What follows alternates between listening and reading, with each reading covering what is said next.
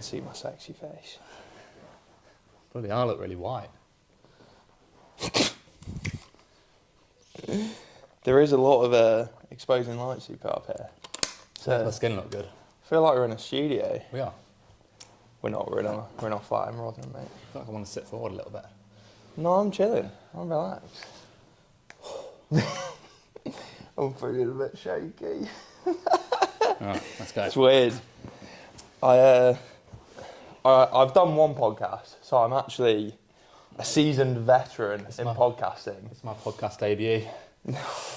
People are actually going to see my actual personality for once, rather than just me looking miserable on Instagram. I got another message this morning telling me I look miserable. Really? Yeah. What, on your reels? No, someone messaged me saying, why do you look so pissed off?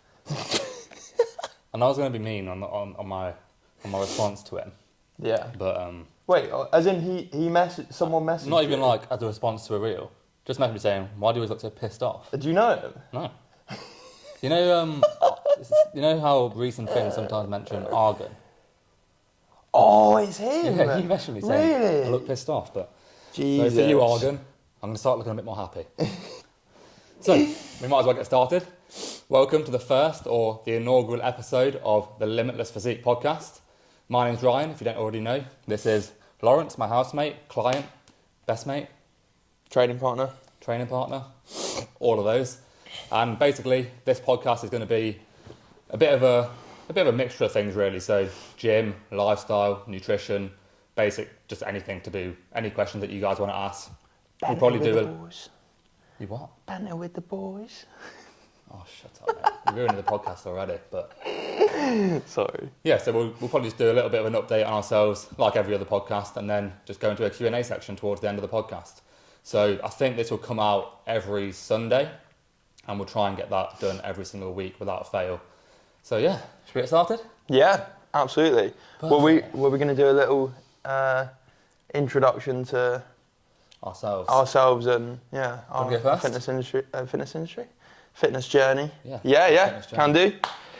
Yeah, so I got into lifting when I was 17, 18. I had a job at David Lloyd, and obviously they had a gym.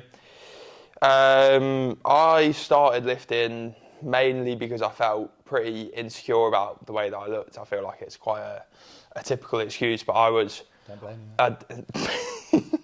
I had a relatively bad start point. Yeah. Oh, mate. No, I did, seriously. Well... When Laurence started lifting, he was heavier than I've ever been in my life. Yeah, but I'm also a lot taller than you, so that makes a massive difference. But I didn't look amazing, and I wasn't particularly happy with the way that I looked. So I started lifting very poorly, like any beginner would. I feel like, I for my first few years of training, it was pretty shit. I went to uni, and I started following like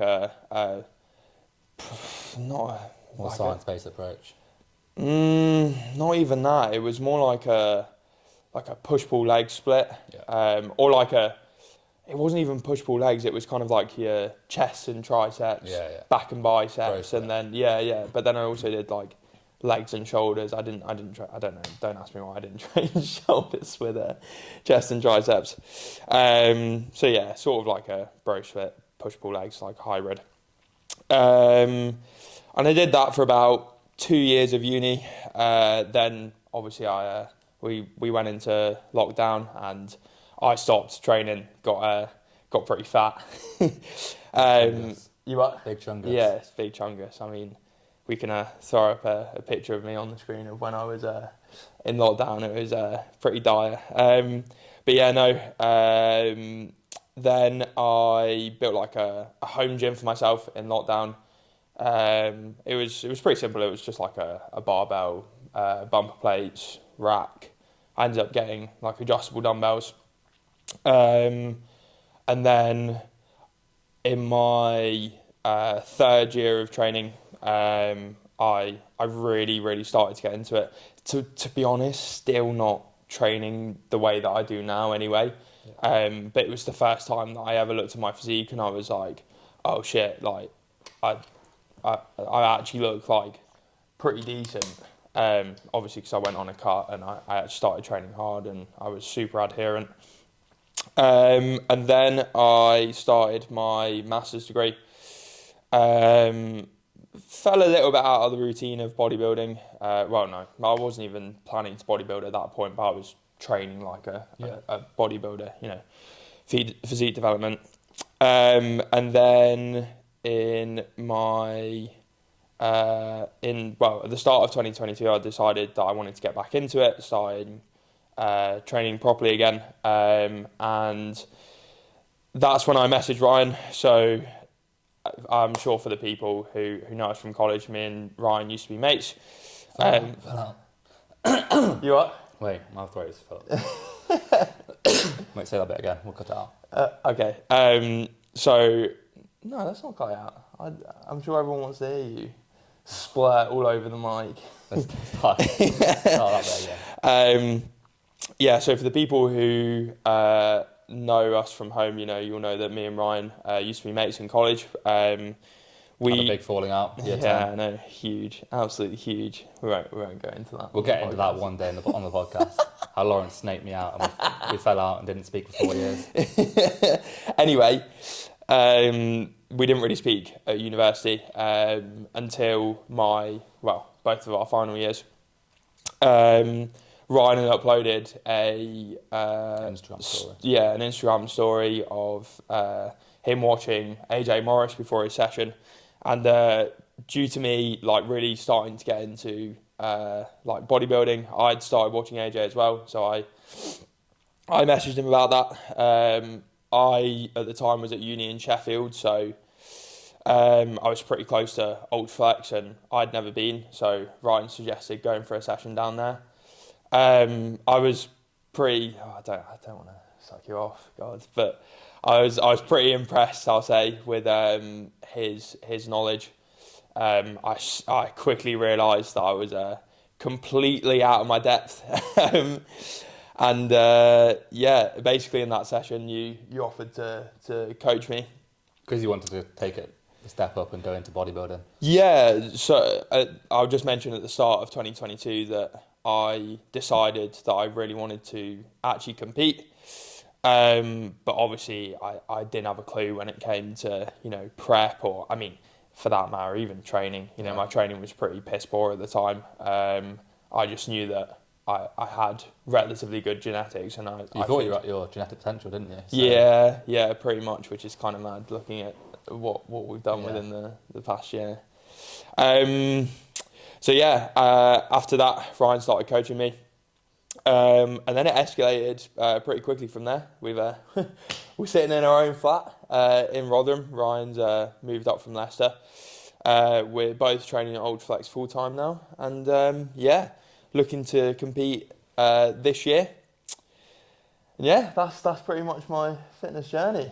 Yeah, should be good. So you're in basically another gaining phase following your pre-prep diet now, aren't you? So. Yeah, a very gradual one though. It's nothing like the gaining phase prior to this where we pushed up pretty significantly. I mean, what was I at the end? 244 max. Was your highest weigh-in. Sure. So you started at. So we did a priming phase for Laurence first. So we did a little bit of a mini cut when he started coaching because I knew there was a lot of things he could improve on without even going into a surplus. So I knew he could probably build muscle in the mini cut basically because he hadn't been training very well before.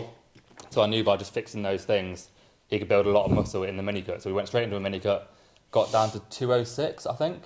Yeah. Was the lowest he got. And then we pushed up heavily in his gaining phase. We had about 7-8 months in a surplus. Yeah. And we knew that because of his genetic potential and because he hadn't trained properly before and hadn't been completely adherent with regards to bodybuilding, we knew that he had a lot of potential to build a ton of muscle in the gaining phase. We pushed up pretty heavily, pretty much at a pound a week for like a good 40 weeks. So I think you were up to 244 at your maximum. Yeah. It was a very soft 244, but it was a big full 244. Yeah, 100%. And we knew they had built a ton of tissue in that phase. So We then pulled back down again with a pre-prep diet. Again, it was a bit of a mini cut, but a pre-prep diet just to get him in a better composition before starting prep, which we pulled you down to 217 to be your lowest weigh-in. Yeah. And then now, in the next few months before starting prep in March, we'll work your way back up to mid 220s, depending on composition, and then start prep from there in a really good position. So that's you. You done? I'll go into a bit of my journey now. Not quite as interesting, but I started lifting a bit earlier than Laurence. I think when we were mates in year 10, that's when I started lifting. Sure. And he used to take the mick out of me for going to the gym. And now look at us. So I was just jealous, mate. jealous of my arms growing. Yeah. Exactly. James McGee telling me that I'm going around tensing. Yeah, I got bullied a bit at school for going to the gym, but You did though. I started at around. You went around school tensing, you know. I did. I went around school constantly pulling the most muscle. It's alright. I do that now in ultraflex. Yeah. But yeah, so I started when I was 15, I think, and my starting point. Laurence says his starting point was bad, but my starting point was really bad. So I was probably around 60 kilograms and fat. So. All right, mate. This isn't a dick measuring contest. What? Who's got the worst genetics? Okay. Yeah. All right. Yeah, but we always say that you've got a better like physique eye, like bodybuilding eye than me. Like I don't even have a clue what looks good and bad. But I don't. Your starting point was pretty good. If you've got any resemblance of delts, chest, back, if you've got any resemblance of that at your starting point. Yeah, but I had no muscle mass. So the only thing that I look at that photo and I think, oh, okay, then like that looks good. It's my clavicular width. Yeah. Like I always knew that I was quite broad, but in terms of like actual muscle mass on the frame, there was nothing. Again, we'll throw up a photo, but I don't think I had a particularly great starting If you point. saw mine, you'd be like, oh, what is that? 60 kilograms and skinny fat. So I got into training. We'll throw up both starting points. I don't even know if I have that picture. I'll try and find one, but yeah. So I was 60 kilograms and skinny fat. Basically, just wanted to get a lot bigger, and I didn't really push up for the first few years of training. No one really starts training well. So I was on a bro split, chest and tries, back and bis, etc. And I really started getting into training in my second year at uni, which is when I started taking things seriously, doing a lot more research into the science-based side of things. I went to uni to do maths and sports science. I went to Loughborough University for that, which is known as the best university for sports science in the country. Yeah, get it right, mate. But and so I really fell in love with training then. I used a lot of the stuff that I was learning in my degree with regards to anatomy, biomechanics, etc., to put that into my training and make my training a little bit more optimal, let's say. And yeah, it just went from there and gradually started getting more and more obsessed with training, more obsessed with physique development. And eventually, I think in lockdown 2020, I did a cut then, and so I started the cut at 148 because I never pushed over 150 pounds at that point, which is ridiculous looking back at it. But I didn't really want to get fat in the past, fat in inverted commas, but so I went from 150 to 138 in that cut, and then I realised after that cut that I had no muscle mass. Like, I looked okay, like I looked quite aesthetic, but in terms of muscle mass, I just didn't have any at all, even though I've been training for 4 years at that point. So yeah, so after that mini cut, I got into after that cut, I got a bit more invested in bodybuilding, so I started watching people on YouTube like AJ, George Osborne, Josh Bridgman, people like that, and that really got me invested in bodybuilding. And following that, I kind of wasn't sure if I wanted to compete just because I didn't know if I'd ever be good enough to compete. So after that 2020 cut, I went on a massive gaining phase for like a year straight in a surplus, where I pushed up from 138, and my highest weigh-in after that was 178. So it was a good 40 pounds in 40 weeks. And then that built me a real solid baseline amount of tissue before then going back into a deficit. So I always recommend that to especially younger lifters. Do a really long surplus if you can. I think I would have even liked to go for even longer, so a year to 2 years, all in a surplus, no deficits in that time, to really build that baseline amount of muscle, that baseline amount of tissue. That's going to make you basically have a good physique when you diet down, because if you diet down without muscle, you just look stringy. You don't really look like you train. I mean, we were both for a while in the main gaining camp. Yeah, Christ, because of well, I'm not going to solely blame Greg Doucette on that, but yeah, Doucette ruined our lifting careers. But I honestly, if I hadn't if I hadn't like messaged you and like taken the leap with like you coaching me, I think I genuinely probably would have like main gains, which is like absolutely terrifying to think about, considering how much muscle we put on from like pushing up. I'm not saying that you have to get ridiculously. If you want to build the most amount of muscle possible, a surplus is always going to be a better option. Yeah, exactly. If you're not too bothered about building the most amount of muscle, then main gain is fine. You can look good all year round. Yeah, exactly. But I think it's also important to promote that like you can be in a calorie surplus, but I think getting to like somewhere where you're a bit uncomfortable, you look a bit shit, like aesthetically, like you're not particularly happy with your physique. I'm not saying that's the reason. that's like what am I trying to say? The most important thing when pushing up body weight is to push into body weights where your training performance is maximised. That's all it is. Yeah, exactly. That's what I was trying to say. And then also potentially like year on year trying to like reach new body weights. Yeah, especially say with like a press, someone's pressing strength and their body, there's like a massive correlation between someone's like pressing strength and body weight. And your press probably isn't going to dramatically change if you don't like push up body weight. Yeah, exactly. Yeah, God, what a time. Thanks for interrupting my journey, mate. But sorry, I was just trying to make a reel. I was getting really into it. Wait, sorry. Well, go on. Carry on. Since I was really interrupted, I'll carry on now. But yeah, so I went on a big gaining phase, pushed up to around 180. It was an awful 180. Like I was really fat at that point. I didn't look like I trained at all. But in that gaining phase there, I'm pretty sure I built a good 5 to 10 pounds of tissue, because when I dieted back down, I looked drastically different to wherever I did before. So the year after, I did the exact same thing. I think I went from 162, and my highest weight in the following gaining phase was 188. So that's the highest weight I've ever been in my life. And again, it was an awful 188, but training performance was the highest it's ever been. I didn't really care about the way I looked. I was solely focusing on pushing food as hard as I could and pushing training performance as hard as I could as well. So I got up to 188, and then I did a pre-prep diet. So I kind of knew I was going to be prepping this year. Well, I knew I was going to be getting lean this year, either with a photo shoot prep or a bodybuilding prep. So I needed to do a pre-prep diet, so I wasn't starting from such a bad start point, basically. So I pulled back down to 164, reversed my way back up to, I think I started prep at 170. And then in the middle of November last year, I started prep. So I'm currently 8 weeks into prep now. I'm down about 8 pounds. So I started at 170 and I'm now 162.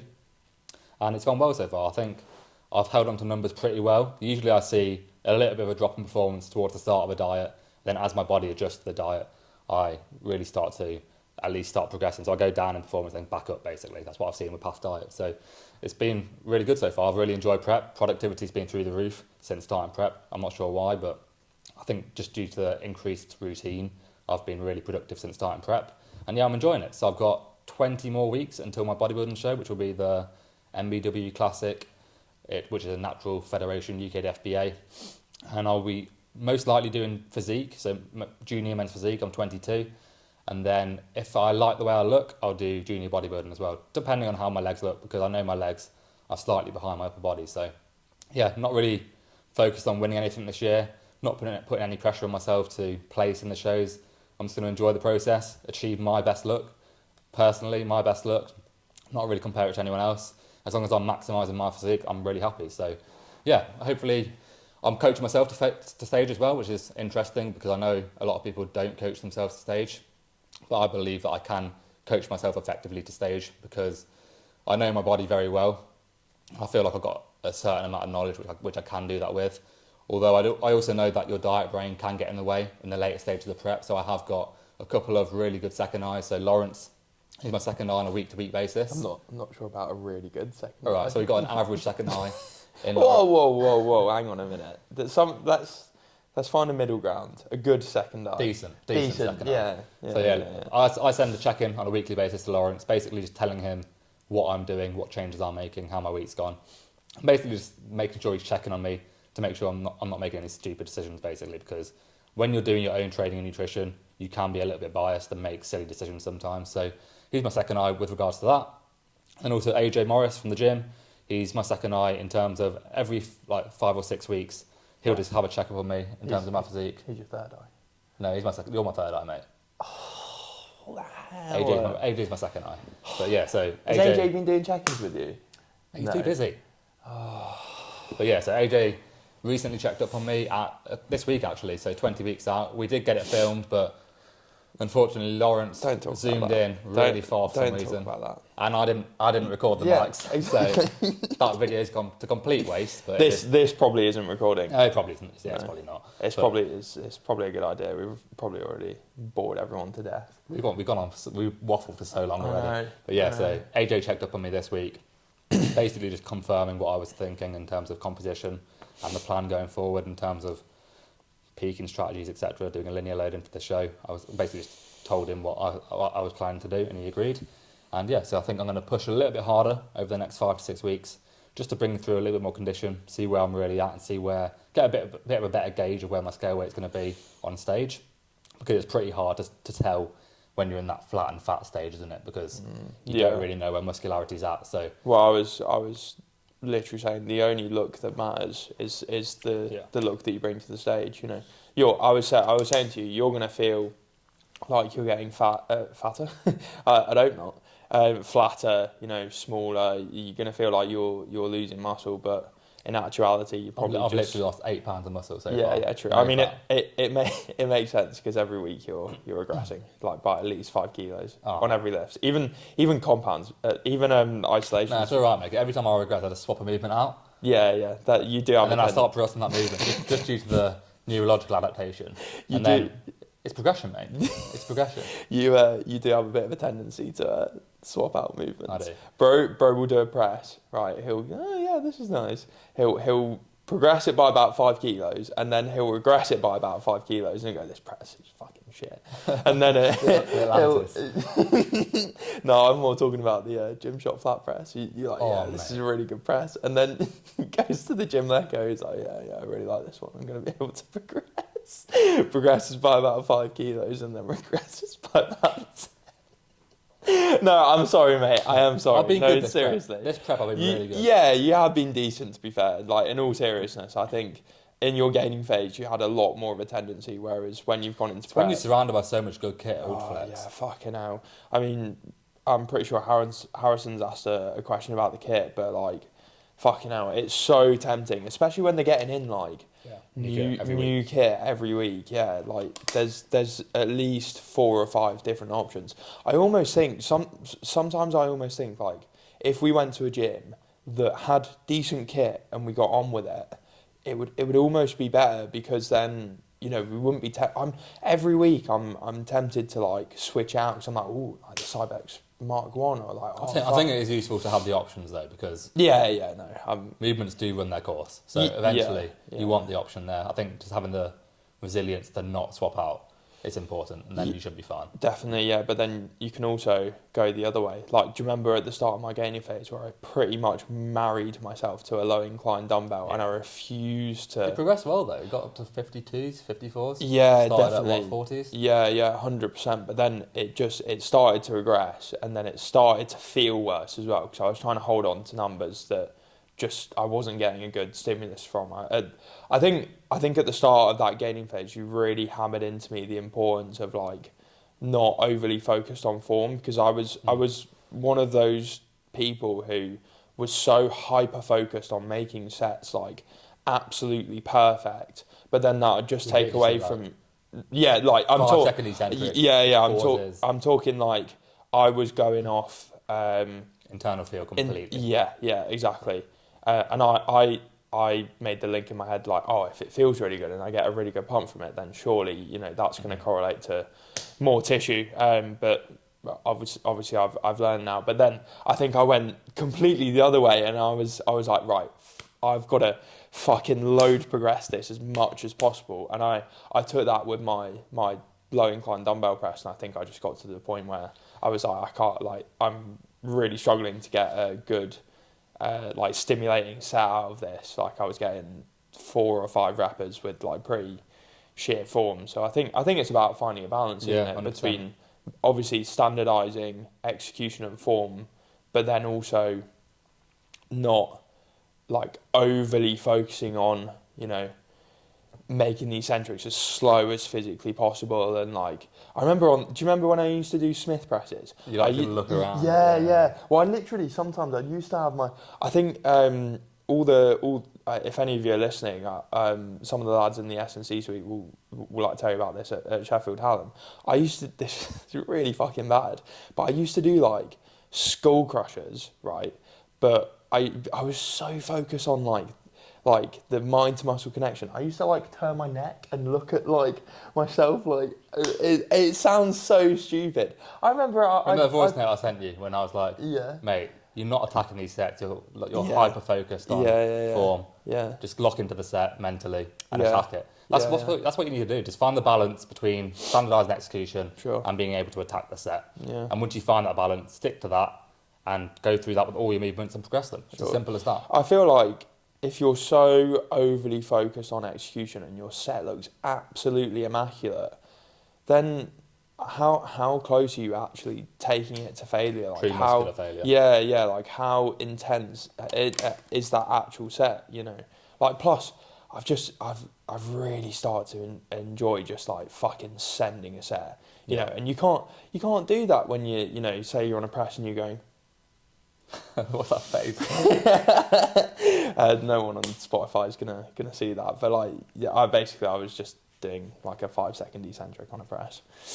So yeah, it's an interesting topic to talk about, definitely. And I feel like actually it's a bit of a controversial one because there's a lot of people who like hyper focused on execution, and I think it is important. Like I definitely think it's important, but it's about finding a balance between intensity and just if you're massive, 250 pounds, and you're doing a 2-plate RDL or a ridiculously low weight for how big you are, you're not training to true muscular failure. You're faking failure. Sure. You're not training at the intensity that you're actually required to grow. Sure. It's as simple as that. Yeah, sure. Yeah. But then I also like there's. It's very like subjective. Like I.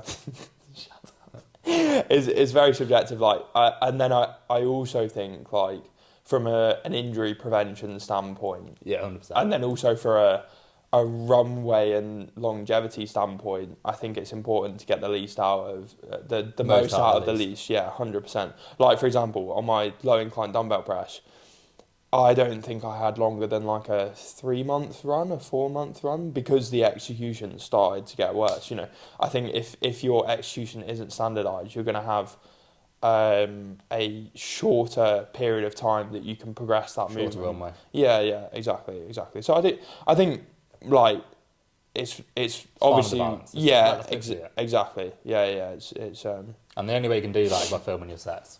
Which is why filming your sets is so important. 100%. So, should we go into questions? Yeah, we've waffled. I don't know how long that was, but I need to get to the toilet, but yeah, we'll start part 2 and do the questions. Okay, so part 2, we're going to go into some Q&A questions, and got a fair few. I've got 32 questions, so maybe I shouldn't have put out two question boxes, but we don't get through them all today. Yeah, some of them are completely not physique. Some of them are completely irrelevant. Yeah. Like, I've got people asking me on dates, but it is what it is. I promise I did not ask myself on a date through the question box. Trust me. Yeah, sure. It was definitely with one of my mates. But yeah, we'll get into the questions now. No, it was me. It was literally me. Oh no. What? So I'm going to show this in the podcast. No, don't. I'm not going to watch it. You are? Okay, I won't say you might do. No, don't. I've got a guy on Instagram. Every time I post a back double or a back lat spread, he sends me a story response saying, "Nice ass, bro." Again, this is me. It's my burner account. Yeah. So you sent that during the podcast, did you? Yeah. Okay. Absolutely. Yeah. I don't want to delete him because I quite enjoy him telling me how good my glutes are, even though they're not right. They're not that good. They're not good. No, they're not good at and all. And you can't even see my glutes in this picture. So I don't know how he's seen my ass, but it is what it is. So yeah, we'll get into the questions. Should we go through? So we had anonymous questions, and then we did a question box as well. So we'll go through the. Do you want to do one each? Yeah, we'll do one each. Yeah.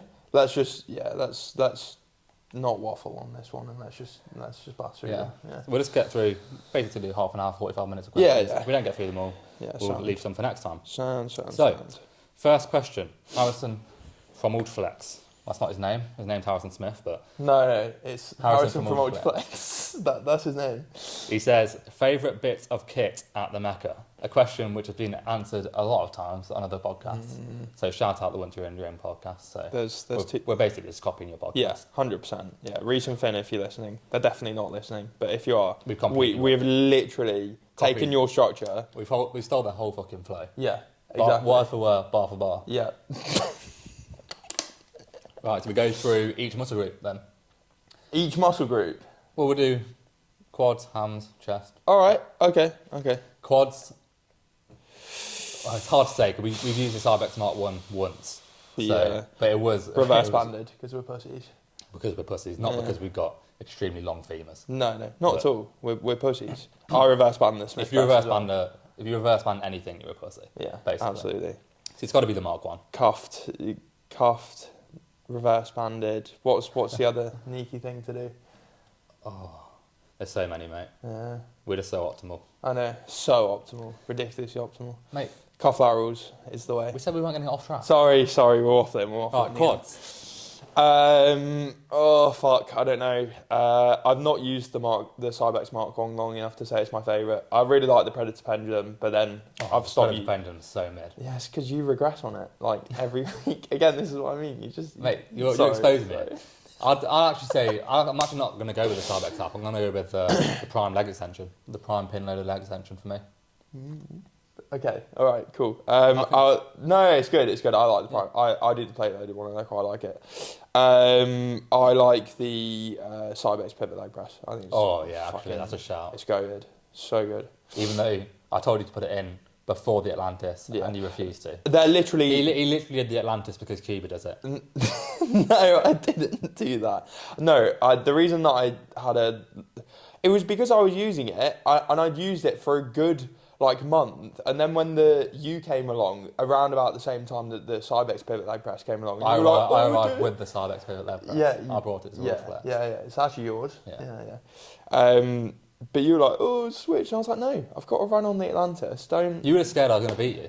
No, you weren't. The Atlantis is so I beat you now. much heavier. I beat you now on the pivot leg press. Yeah, I've literally had 2 runs on it. You haven't? It is literally my second rotation on it. No, it's not. Yeah, it is. I'll literally show you. No, it's not, because I put it in, right? I had one go on it. Listen. God, fuck. For context, he's 60 pounds heavier than me. Oh, fuck. And I beat him on the Cybex hack on Tuesday. Yeah. I destroyed him on the Cybex hack. What do you got? I got 3.5 plates for 7. You got 3.25 for 6. Yeah, but if you compare those sets, my eccentrics are better. I paused in the hole. No, my pauses were better. They were. No, they weren't. Right, we'll upload both sets. Yeah. We'll upload both sets. We will. But to be fair, I am notoriously bad at hack squatting. You destroyed me on the pendulum, so. Yeah, I don't get that. I don't get why I was... Right, fucking hell, we're getting off track. Where were we? Quads. I'm going to go prime leg extension. Yeah, I'll go Cybex pivot. Hams, I'll go Life Fitness seated leg curl. Prime ham curl. Calves, I don't train calves. No, I do train calves. My calves are absolutely awful, and I train them a lot. No, you don't. You literally skip them. That's why they're bad. Look. Yeah, I skip calves. I don't skip calves. I'll never skip calves. There is no excuse for having bad calves. Yeah, there's not. No excuse at all. But, this is tough. I really like both the standing and the Atlantis seated. I'll go Atlantis seated. I'll agree. Yeah, Atlantis seated toe press. Good. We can do abs. What about glutes? Glutes. I suppose there's only one glute machine in there. You could say Smith, hope first. I'm going to go, Nautilus glute drive. Yeah. Abs, the ab coaster. I really like the ab coaster personally. It's good. Initially we thought it was shit, but you've got to treat it like a hanging leg raise basically to get the most out of it. Oh, who said that? You said that to me, and it worked really well. So well done, mate. That's bro. I said that. You did say that. Yeah. That's the first bit of education you gave me. What about the other day when we were on the Prime Extreme row? That was good. That was good. Yeah. You dropped some resistance profile knowledge. Yeah, exactly. I'm catching up to you. Mate, stop. Sorry. Chest. I'm actually going to go just a Smith press. You can't beat a Smith press. An incline Smith. Yeah, but that's not a piece of kit in the Yeah, hashtag it's Mecca. the Cybex Smith. Okay, yeah, the Cybex Smith is good. I really like the prime incline. I think The prime incline. I think it's fucking class. If you do it close grip. Yeah, definitely. That's a good topic of conversation.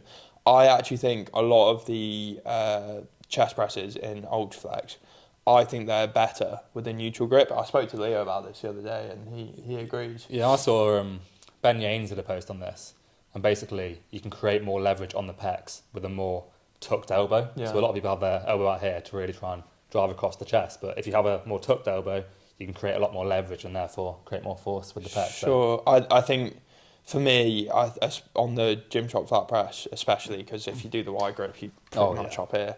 I think that it's a lot more comfortable on my shoulder girdle, and then also I can get more range because it's again more comfortable, and then I just feel like I can converge a lot more. Yeah. Whereas with the wide grip one, I don't feel like I'm converging. Obviously it's converging, but yeah, close grip presses I think they're better. Okay, delts. There's no point doing a medial delt because that's just going to be a cuff lateral, isn't it? You can't beat a cuff lateral. The front delts. The Atlantis lateral was pretty good. Machine lateral. I don't like it. Do you not like it? I'm not wide enough. I've got the fucking smallest clavicles ever. So you have to do. I have to do it single arm. Yeah, I quite like it. I line it with the pivot points quite well. Front delts, I'm going to go gym shop shoulder press is really good. Yeah, good. We do upper back and lats. Upper back. Prime upper back row. Prime upper back row. Yeah. Chest forward. Lats. Gym shop pull down. I really like the Nautilus Nitro pull down. Really? Yeah. Oh, the gym shop's so much better. Maybe it's because the way you do it in the session. Yeah, possibly. But the gym shop drops off so nicely. It does, but I don't know. Maybe it's. I think it's good. I do think it's good, but I quite like the Nautilus Nitro. Are we forgetting any other muscles? Our necks. Do we train our necks? Neck crunches? No, I don't train my neck. I don't train my neck. No. Erectors? You can't. There isn't. SLDL. Yeah. It's not a piece of kit. Ultraflex has the best deadlift bars in the game. Although I've got some new deadlift platforms and they're pretty fun. Yeah, to be fair, yeah. We're probably forgetting a muscle group here, but it is what it is. Your question. Fuck it. What about biceps and triceps? I don't have any arms. You literally have no arms. I don't have any arms. Like, yeah, no. I like the Prime Preacher. Yeah, I think it's agree. good. Prime Although it's Preacher. ridiculously heavy. And then also for triceps, I really like the Jim Lecco standing press. I think it's the only good Jim Lecco piece in there. I'm going to go Prime Dip. Prime Machine Dip. I also like the Prime Dip, yeah. You prefer the Jim Lecco to the Prime Dip? I do prefer the Jim Lecco to the Prime Dip, yeah. But that make it more tricep focused, I guess. Yeah, definitely. I think the amount of elbow flexion that you can get on the Jim Lecco is better than the Prime. But then I think the way that I do it, I think a lot of people would expect. I mean, it feels relatively dodgy on my shoulder, but what doesn't feel dodgy on my shoulder nowadays? Right, next question. Sounds. Shall I do an anonymous one, or shall I just do my? We'll give the people who actually gave us questions. Yeah, sure. The shout outs they need from our large following. Sure. Yeah, extremely large. They're going to get a lot of clout off this. Yeah, so much. So this is a question from my good friend Alex. How to train most optimally in a commercial gym like Pure Gym, etc. That's a great question. Do you want me to say this? I don't mind. You can do if you want. I don't mind. You can have it if you want, mate. All right, go on then. I'll give it a go, and then if I'll add anything if you forget. Yeah, if it's a shit answer, then you're more than welcome to. It won't be a shit answer. Have some confidence in yourself. Come on. Might be a bit rubbish. Come on, mate. Drop some knowledge. So I would say that first and foremost, I think it's definitely possible to still train optimally within a commercial gym. Me and Ryan initially made a program for my little uni gym, which was... It was worse than a commercial gym. You reckon? Oh, 100%. All the pre-course. It's worse than a pure gym. Yeah, exactly. It's definitely possible. I think I'd say the majority of pure gyms are kitted out. Pure gyms, any commercial gym is kitted out with like matrix kit. Techno gym matrix. Yeah, and there are. I mean, a lot of them are. A lot of the pieces of kit in there aren't amazing, but there are some pieces of kit that are pretty decent. I'm pretty sure the Matrix shoulder press is quite good, to be fair. Yeah. But the thing is, even if you don't get on with any of the pin loaded stuff or like plate loaded stuff, you can pretty much make a really decent pull session on a cable stack. Any session with... Yeah, exactly. You could do a really good push session. And legs would probably be the hardest one, but definitely. you could still definitely make it work. Like, if you get on with a barbell squat, you can do a barbell squat. I'm pretty sure the matrix hack is okay. It's like... It is. If you reverse band it, it's okay. And use yoga blocks. You got to like properly fucking hell. Mess with the setup. I remember trying that when I used to train at the gym in Sheffield, and it was fucking heavy. Oh, it's ridiculous. I mean, I've always been a shit hack squatter, but Jesus Christ, I don't even think I could do like a plate on it, which is embarrassing. So yeah, matrix hack squat if you reverse band it. But yeah, I honestly think as long as you've got an environment where you can progress, then that is technical, and you have movements that you get on with, which you can do in a commercial gym. Then yeah, I'd 100% say that's you can make an optimal program. I mean, in lockdown, optimal. Yeah, I suppose it's as optimal as you can make it. You know, I'm not going to sit here and say that. And what is optimal at the end of the day? Like, yeah, exactly. Well, my understanding of it is, you know, can you progress? Do you maximize your progress? Yeah. Can you, in the context of the question, do you get on with the exercises that you have programmed?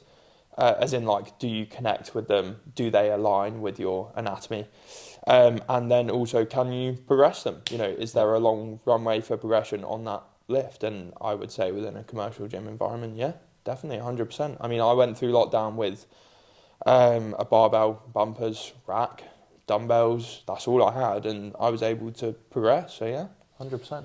Yeah, good answer, mate. I think something to add to that is you can make an extremely good program, like optimal program, with just dumbbells and cables and a barbell. That's all you need. You can make pretty much do everything you need to do with them. And then, if you can, the leg curl and leg extensions at commercial gyms aren't that bad, unless they're the seated leg curl, which is the pads below your knee, which is really bad. But yeah, you can make a really good program with just cables, dumbbells, especially for push and pull. You can just use them too. A Smith machine is always going to be pretty similar. Some of them are worse than others, but they're always going to be pretty similar. Mate, should we just train in Pure Gym? Should we just... I mean, we could literally just go to JD Gym just down the road. Imagine living in Rotherham and going and liking the gym and not going to Ultraflex, like going to JD Gyms instead. Going to the Ledge Centre next to Ultraflex. I can't say that. I might need to get a job at JD Gyms at this rate. So. You're gonna have to. We'll cut that out. You're gonna have to promote the Matrix kit. Yeah, Matrix kit is the best kit ever made. Stop it.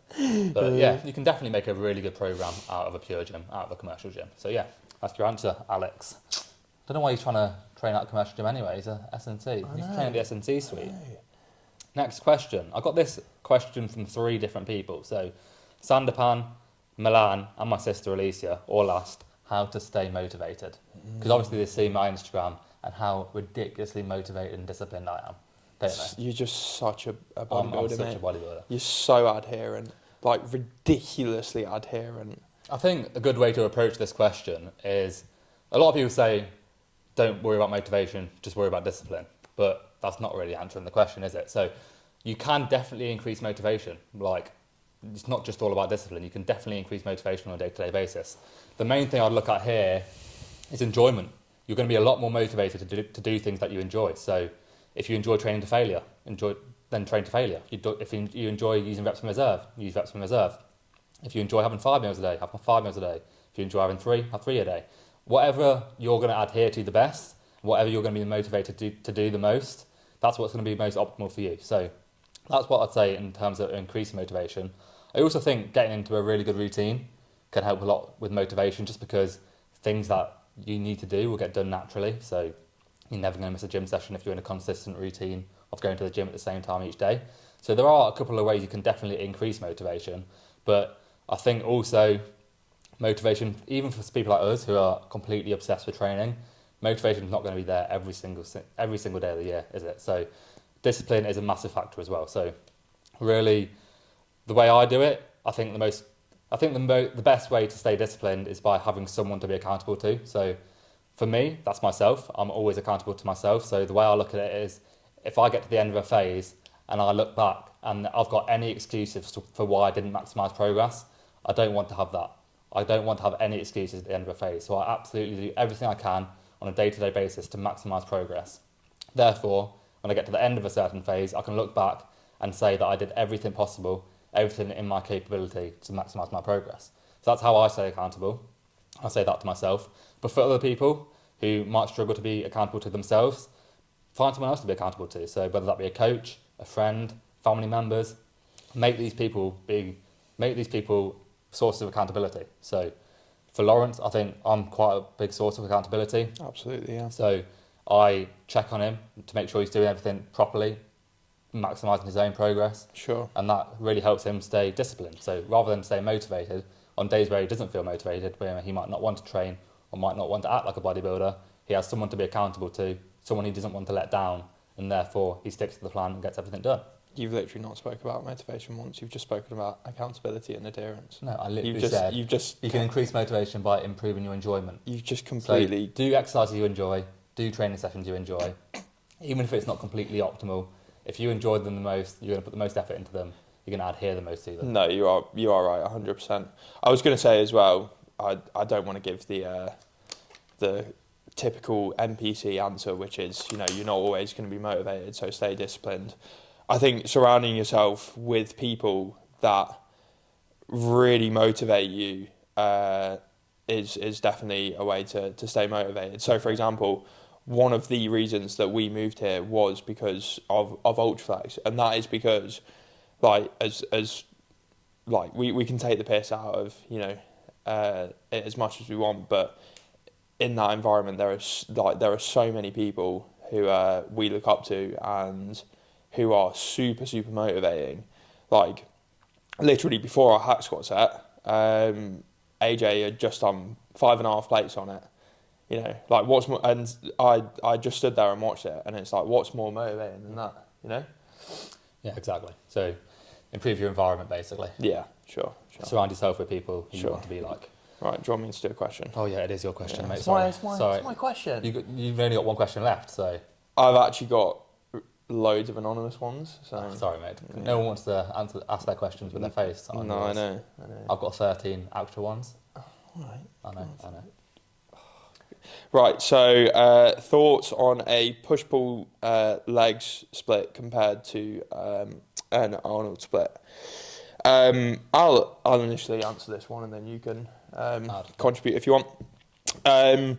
So first and foremost, I would say that they're both good splits. But ultimately, I don't think your split matters that much. I think the main thing that you should consider when deciding a split is what you need to prioritise. That's pretty yeah, I know, incredible. But yeah, I'd say that I wouldn't worry too much about your split, because it's not going to greatly impact your performance. I'd more say it's like I think a lot about choosing your split is like enjoyment and adherence 100%. As well. So for example, whilst like a beginner, it may be more optimal for a beginner to do a full body split or like an upper lower split. They may not enjoy it, they may not like it, and then they're not going to stick to it. So, yeah. What is an Arnold split? Is it chest and back? But that's all I know about an Arnold split, to be fair. Chest and back? I think it's chest and back, and then obviously legs. Legs, and then shoulders and arms. I thought it was chest and buys, back and tries, legs. No, like an antagonistic muscle split. The penultimate session in an Arnold split is chest and back. That's well, that's what I know about it anyway. Yeah, but on the whole, your training split doesn't really matter as long as you're training each muscle group twice a week, preferably, potentially even 3 times a week, and you're enjoying your split. That's all that really matters. And then adjusting your volume to make sure you're progressing. That's all that really matters. But sure. I think the main difference. Actually, I'll touch on doing, say, antagonistic muscle groups together, so chest and biceps, back and triceps, because that I think people could take some value from that. So Sure. on the main problem with the push-pull leg split, in my opinion, I think it is probably the best split you can do, just because you're training all the muscle groups that work within certain movements at the same time. So for a pushing movement, you're using your delts, triceps, chest, etc. But I think the only problem with that is that your arms do get left behind a little bit, because if you're doing your arms at the end of a push-pull leg session or a push and pull session, you're basically doing them when you're already very fatigued, and therefore you can't really put lots of effort into those movements because they've already been I'm using big words for the sake of it, but they've already been fatigued prior to the isolation movements throughout your compound. So the benefit of doing chest and biceps and back and triceps means that you can train your biceps without them being fatigued already. So they're completely fresh after you trained your chest, and therefore you can go and put more effort into those movements. So that's the one big benefit I'd say with training antagonistic muscle groups, but that's not really relevant to the question. So I don't know why I've mentioned that. Just something that popped into my head. But Fucking hell, I've just realised we've probably gone on for another like half an hour. Should we do one more question each and then wrap it up? Do you really think? Two more questions each. Mate, people are going to want to watch us. You really think that people are going to choose to watch us and sit through? I've got so many questions. 50 minutes of us fuckers waffling. Especially if they're not into training as well. Well, why are they watching if they're not into training? That's a good point. It's a great point. My question. I want to keep going, because I think we're doing well. All right. If they want to turn off, they can turn off. But I think we're dropping knowledge bombs here, mate. I've just got a meal to eat, you know. Right, so this isn't a question. Leo says, not a question, just put your fucking feet away. Fair enough. Clearly, Leo doesn't care that much about bodybuilding, because if he did, he wouldn't care about getting your feet out in the gym, because you get more out of deadlifts and leg presses and squats by having your feet out. Your feet are just grim, mate. That's why. My feet are literally not grim. Mine are a bit. I've got nice feet. Sure. Ooh, okay. No, yeah, but seriously, this is something that I initially discovered. That doesn't make sense. This is something that I discovered when hinging. This is going to look... It looks so bad as well, because we're such poor hip hingers. We're actually horrendous, and we've got our feet out like all the best hip hingers, you know. But no, seriously, I think if you are a bad hip hinger, I think it's important to... Not even if you're bad, it's just so much better. With Yeah. You can drive so much more force through the floor. Sure, exactly. I think doing everything you can to make your hip hinge better, especially if you are a bad hip hinger, is definitely important. So that's why I do it. But yeah, I just feel like I'm so much more planted to the floor. I feel like if I do it, I used to do it with socks on, but it feels a bit slippy. So yeah, you do look like a bit of a weirdo, but at the end of exactly. Who cares what people think? At the end of the day, it doesn't matter what people think. If you're Leo, you're not going to win the British Championship in 2025 with that kind of attitude, mate. So sort yourself out. Good old Leo. I want to try and we'll go through mine quickly. I want to answer the ones where people have given their names. That's fair. All right, okay. I mean, we could always do it next week. We've always got next week. All right, let me at least answer one question from each person who's asked me one. All right, okay, sure. All right, next one. Nayan has asked, favourite sources of info? Bodybuilding related, I'm assuming. I'd say, yeah, gym related. Yeah. Fitness related. Well, I used to get all my bodybuilding information from basically fitness influencers, so like... I used to take a lot of information from Mike Thurston, which isn't a bad start point, to be fair. Relatively. For the basics. Yeah, for the basics. Greg Doucette, I used to follow. Jeff Nippard is. Yeah, I think Jeff Nippard's probably a level above them, I'd say. More plates, more days, even though I don't understand a fucking word that he's saying. Like, not one. I just sit there and I'm like... That's trend, isn't it, mate? That's why you want to watch More Plates, More Days. No. But then more recently, I've got into literally like content creators at Ultraflex. So AJ, Kuba, who else? Who else do I watch? Let me see who I follow. I'll give a go after this because I've listened to so many podcasts. Yeah, I feel like. Wait, do you mind? Sorry, mate. We're in a podcast. Sorry. Well, I'm just checking who I follow. Yeah, so my main sources of info are all from podcasts pretty much. So I pretty much listen to one podcast a day, just when I'm doing things like meal prepping, going on a walk, etc.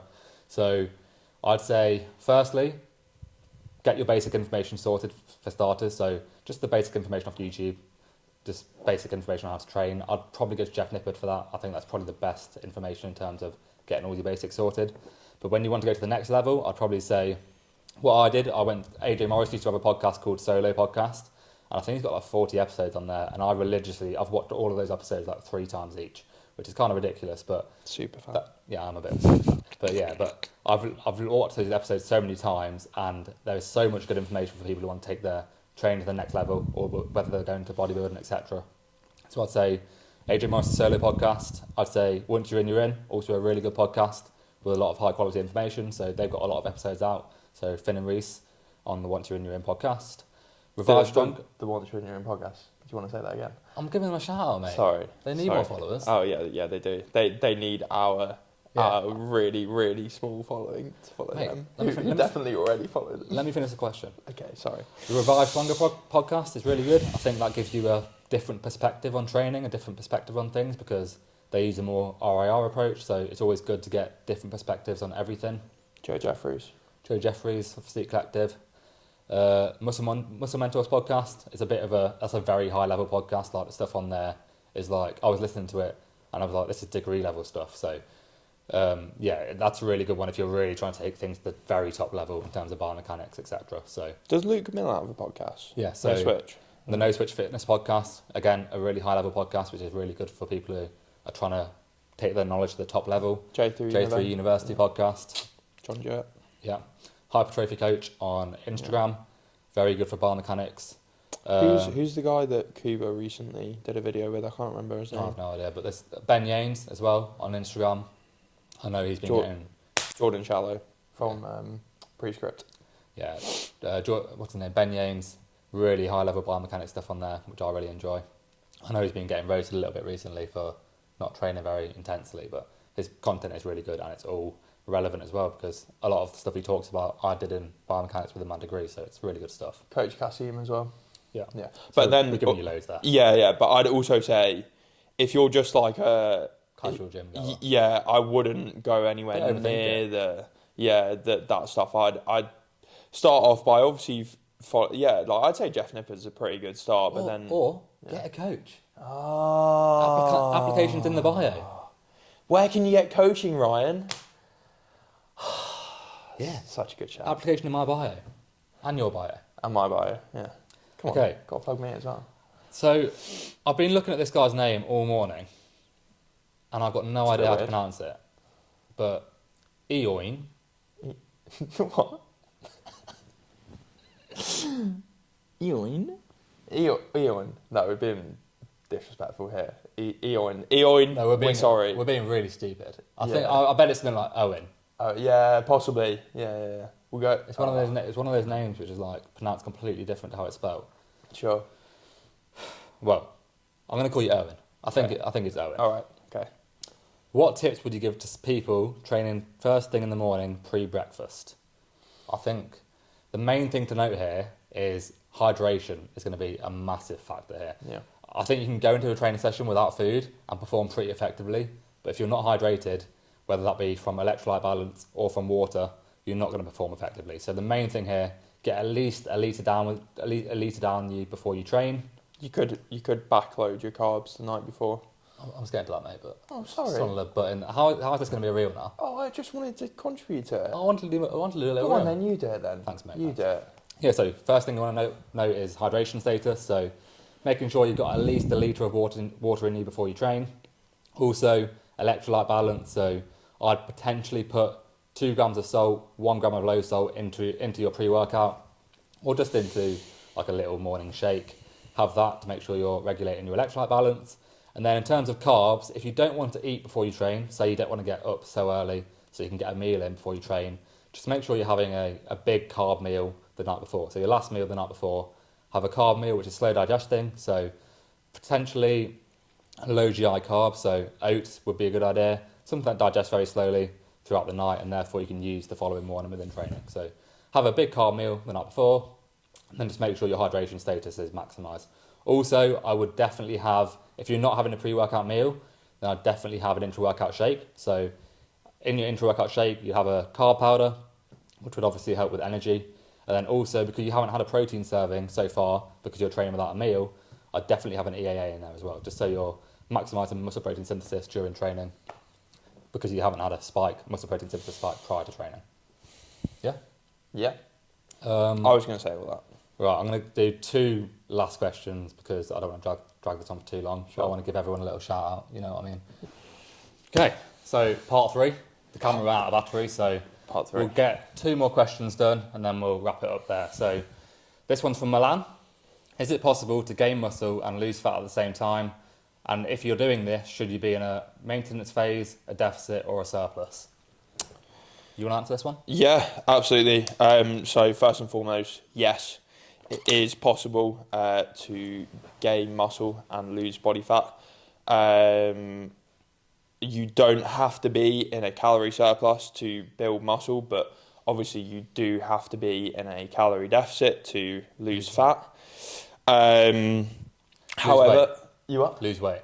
You can lose fat in a surplus if you're building a shit ton of muscle, say you're on steroids. But, sorry mate. Sorry. Can you let me answer the question? Go on, answer the question. Mate. Okay. I won't do that again. I've completely lost my train of thought now. Oh, I'm actually really sorry, mate. Yeah, you better be. Yeah, no. So what I was going to say as well, it's whether you can actually build muscle and lose fat is very dependent on where you're at in your training career. So, for example, say you're a complete beginner, that's the time where it's more than possible to build muscle and lose fat, just because everything's going to be, like a novel stimulus. You're going to be able to progress your lifts a lot quicker than, like, say someone who's been like an advanced trainer who's been training for like 4 or 5 years. And on that, yeah, I'd say, yeah, I think that's the main point. It's so dependent on where your training career is at. Say, for example, say me, for example,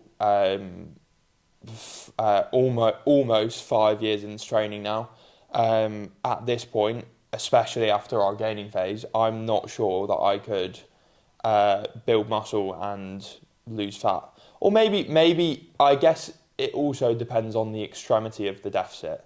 So, for example, if you're in a prep environment, if you're losing a very, very steady rate, then I think you could potentially build fat and build fat. Build fat. You're used to that, just building fat. Yeah, that's all I do, man. I don't build muscle. No, yeah. I'm going to the fat gaining phase. Yeah, fat gaining phase. I need that. Super fat. But yeah. Say if you're losing at a really, really slow rate, then 100% is more than possible. Maybe not as much as, say, a beginner could, but it's certainly on the cards. However, say if you're in quite an aggressive deficit, say, for example, a mini cut, you're most likely not going to be able to build much muscle. I guess then also another variable is genetics. So say, for example, you're an individual who can build muscle very, very easily, then I'd say, again, building muscle in a deficit is more than possible. But again, I guess that correlates to training experience. But yeah, have you got anything else to contribute to that? Yeah, so I think the main thing to note is that to build muscle, all you need is energy, protein, and a stimulus. So there's nothing about being in a surplus or a deficit in that, apart from maybe the energy factor. But if you've got a good amount of fat on you anyway, you can use those fat stores for energy, and therefore you can continue to build muscle. I think a lot of people don't think they can build muscle in a deficit, but for 99% of people, unless you're getting very lean or you're extremely advanced, I think you can still definitely build some muscle in deficit. As long as you're being pretty optimal and doing everything you can to build the muscle, I'm pretty sure you can build a lot of muscle, not a lot of muscle, but you can build muscle in a deficit. It's not going to be optimal in terms of building muscle because a surplus is going to be a lot more optimal for training performance, and therefore you're going to progress more easily. So if you want to maximise building muscle, then a surplus is always going to be your best option, but it's definitely possible. I think in terms of the phase you want to be in, if you want to do a body recomp, so losing fat and building muscle at the same time, I'd probably recommend a small deficit, just because if you're in a gaining phase and trying to do a body recomp, it's pretty much impossible. Unless you're on steroids, it's going to be extremely hard to lose fat and build muscle while in a surplus, because if your weight's going up, that means you're going to have to be building muscle at a quicker rate than you're losing fat. So it's pretty impossible to do that unless you're on some kind of enhancement. But I'd recommend a very small deficit, maybe 0.5 to 1% of your body weight a week. And then, just over a long period of time, as long as your training performance is going up and you're not changing the execution, then you're probably going to be building a small amount of muscle. So, final question, and it's a big one. This is a bit of an advanced one from Harrison here. Oh. But he says, why is it important to train a muscle across its entire contractile range? Do you want me to take this one? Yeah, go on, you take this one.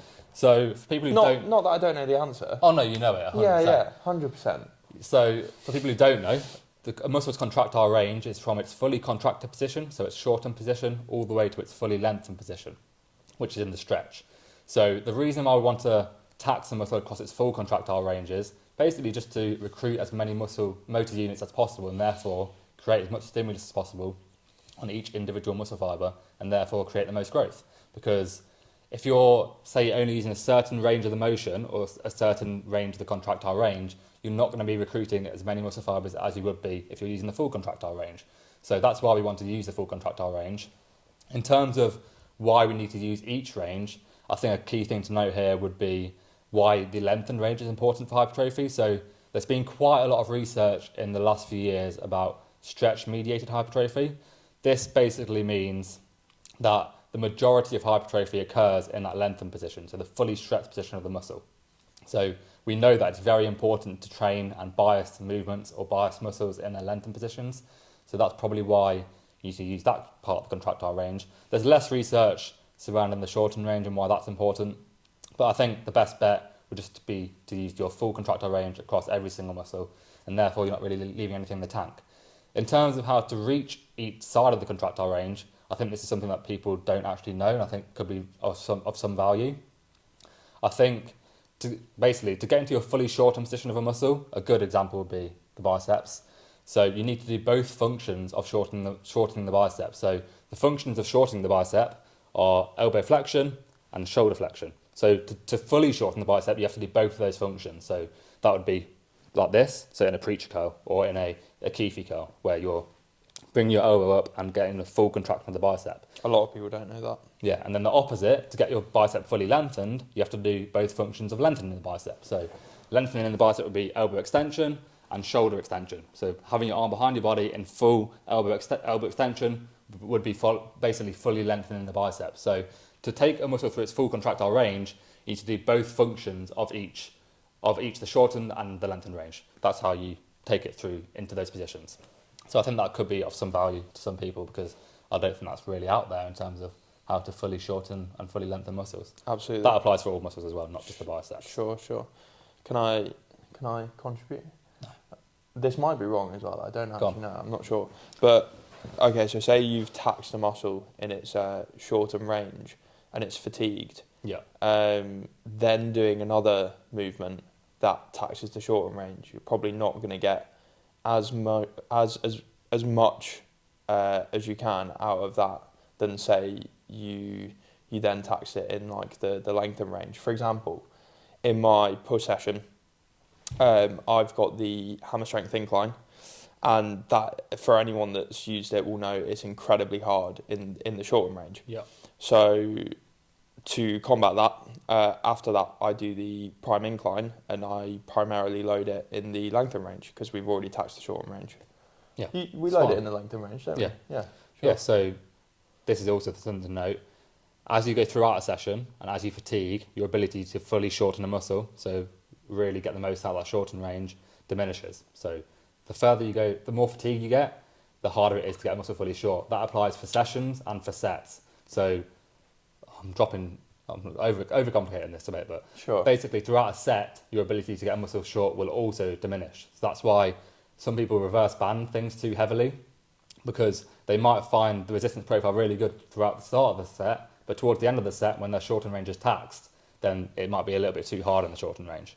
So that's why you should really pay attention to how you're reverse banding things. But We're actually, you can say all this sciencey stuff, but we're actually just pussies. and I'm actually really small, Yeah, so you exactly. shouldn't listen to me. Yeah, exactly. Anyone who is smaller than you and trying to drop training knowledge on you, you just shouldn't listen to. So wait, why am I your Yeah. coach? Don't know. I was thinking of switching, to be fair. Alright, you're going to get to AJ. Yeah. He's going to ditch me for Yeah, AJ. yeah. It's coming. I'm expecting it over the next couple of years. He's going to ditch me for AJ. If he doesn't do well in competing next year, he's going to leave me. Yeah. That's what it is. It's all your fault. It's nothing to do with shape, structure, You've muscle cheated on your values. diet 10 times Yeah, during yeah, prep. yeah. But it's my fault. Yeah, all your fault. Right. All your fault. I've actually got one good question, which we'll Okay. finish off. It's a bit of a fun one. All right. It's an anonymous one. Sorry, guys. Fill in the gap. Oh, sorry. Right. Make the best physique out of you and Laurence. Oh shit! Who did that? That was a don't good know. one. But So it's just Laurence. Thank you for watching. Thank you for watching. It's just Laurence. no, hang on. We can't end on that. It isn't just me. It's not All right. just me. My face and Laurence's body. It's not very nice. So Ryan's calves. Not my calves. I have the worst calves in body. No, Ryan's calves. They're incredibly good. That's why I got them. No, hidden. the thing is though, right? You've got small calves, but that makes your quads look better, right? Yeah, but your quads are better. You are. Your quads are miles better than mine. Yeah, but they proportionally. No, you're being modest. So I'll give you the real Okay. answer. All right. Laurence's calves, Laurence's quads, Laurence's hamstrings, Laurence's glutes, my midsection. Hang on a You've minute. got better abs, but I've got a better midsection. I have. What do you mean? Oh, as in like My we're talking waist is about like 26 waist. inches. Yeah. And my obliques. Fair enough. My midsection. Yeah. Laurence's chest, Laurence's delts. You've got a pretty good chest. No, your chest is better than mine. Oh, thanks, mate. I've just got a good chest compared to the rest of my shit physique. Yeah, so Laurence's chest, Laurence's delts, Laurence's arms, Laurence's upper back, my lats. I'd say my lats. Yeah, definitely your Although lats. my lats only look good because my waist is small. No, but I think you genuinely have more developed lats than me. Or, well, potentially it might be due Might because to you're stiff as a board. yeah, my mobility around that And area then is awful. I'd say probably my erectors. Yeah, I'd say so. My erectors are So awful. Laurence's body with my midsection, my lats and my erectors and my face. No, we didn't say Mate, face. it's my face. Yeah, it's not. It's my It's not face. your face. Right, write in the comments who's got the better face. All right. Do you want to do the outro? Yeah. So, thank you everyone to who's listened. This is going to be a weekly thing. So we will be dropping like weekly question boxes. It is very much appreciated if you guys get the questions in. We do apologise if, to be fair, I thought you were fucking class, to be honest. I thought I was umming and ahhing on some of the questions and I don't think I was speaking with used like, to it, weren't we? yeah, exactly. It is a practice thing. But yeah, we do apologise if it dragged on a bit or if you know, I was umming and ahhing a bit. But yeah, thank you so much for listening to the Limitless Physique Podcast and we will see you next time.